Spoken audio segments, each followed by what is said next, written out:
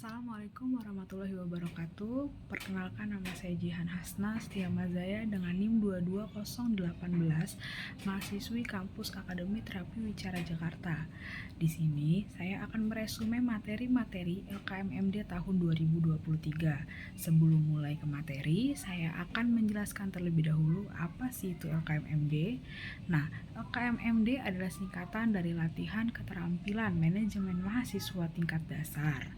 Di LKMMD tahun 2023 ini diikuti oleh mahasiswa tingkat 2 dan tingkat 3 kampus Akademi Terapi Wicara Jakarta Yayasan Bina Wicara.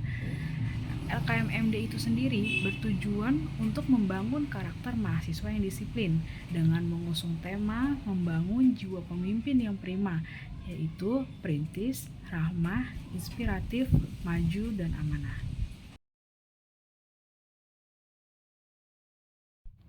Ada 5 materi, yaitu pertama, perumusan gagasan awal yang diisi oleh Ibu Hikmatun Sadia, AMD TW MPD.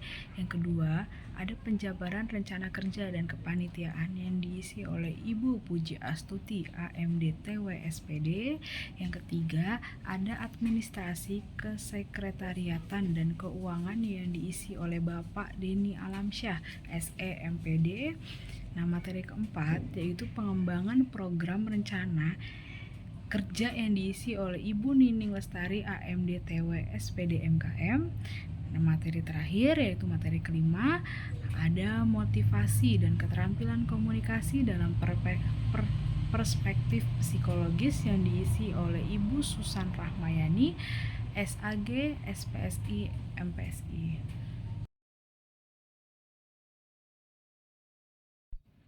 Tahapan awal dalam penyusunan program kerja yang melibatkan brainstorming untuk menemukan ide-ide yang dapat dijadikan sebagai dasar program kerja.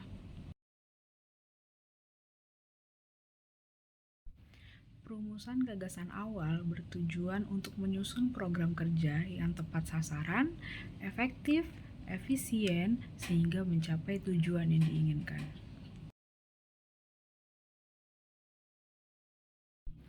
Ada aspek-aspek yang harus dipertimbangkan dalam pembuatan gagasan awal. Yang pertama, ada relevansi. Yang kedua, ada efektivitas. Yang ketiga, ada kreativitas. Dan yang terakhir, ada waktu dan anggaran. Yang pertama, ada teknik SWOT analisis, yaitu tiap anggota memberikan pendapat dan pandangan mereka terhadap kekuatan dan kelemahan organisasi tersebut serta peluang dan ancaman dari luar organisasi tersebut. Nah, yang kedua, ada teknik brainwriting, yaitu tiap anggota menulis ide-ide di atas kertas dan memberikannya ke orang lain atau anggota-anggota yang ada di dalam kumpulan tersebut untuk menambah atau mengembangkan ide-ide tersebut. Nah, teknik yang ketiga yaitu ada teknik mind mapping. Nah, teknik ini adalah teknik untuk menghubungkan semua ide-idenya ini dengan tema pusat dan subpokok sehingga tercipta gambaran secara visual.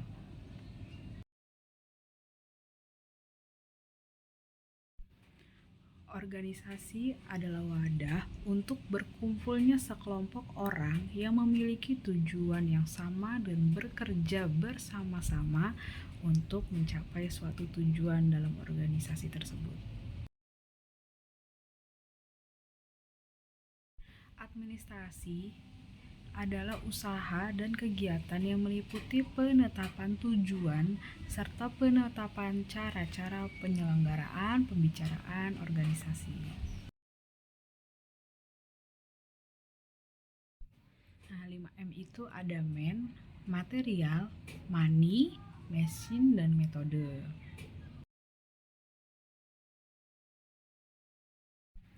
Teknik dalam penyusunan usulan kegiatan itu yang pertama ada menginduk pada kepentingan lembaga yang menaungi. Nah, yang kedua ada mempertimbangkan visi dan misi organisasi tersebut. Yang ketiga melihat tren dan tantangan ke depan untuk organisasi tersebut. Yang keempat, memperhatikan kebutuhan bukan keinginan. Nah, yang kelima yaitu mencerminkan keunggulan dari organisasi tersebut. Yang keenam itu ada terukur, dan yang ketujuh yang terakhir yaitu adanya aspek-aspek yang mendukung, terutama sumber daya manusia.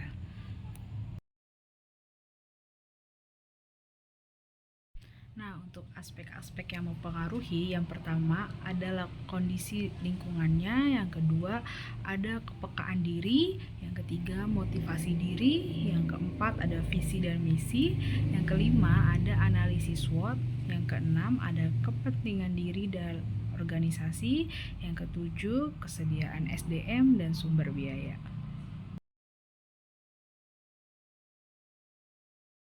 Nah, teknik-teknik untuk meningkatkan kemampuan diri itu yang pertama adalah teknik jurnalisasi, yaitu teknik menulis tentang pengalaman, emosi, dan pikiran harian kita.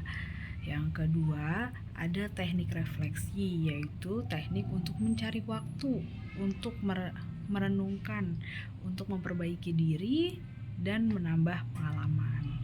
Nah, yang ketiga, ini kita bisa menggunakan teknik pertanyaan yang dalam, yaitu teknik untuk mengajukan pertanyaan yang kritis, yang krisis tentang diri kita sendiri.